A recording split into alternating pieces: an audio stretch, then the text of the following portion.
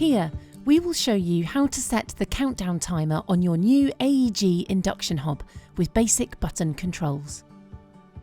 With cookware in position ready for use, hob on and the power set to your desired level, press the clock symbol on your display. Next, press the plus or minus buttons to reach your desired number of minutes. The maximum countdown is 99 minutes.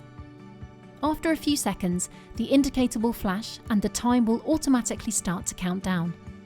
When the countdown ends, the display will flash 00 and an audible alert will sound. The zone will then automatically turn off to avoid overcooking. You can silence the alert by pressing the clock symbol.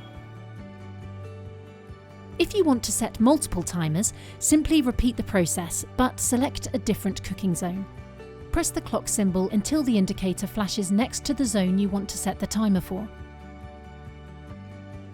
If you want to see how long is left on a particular zone, press the clock symbol until the indicator reaches the correct zone and the display will show the remaining time.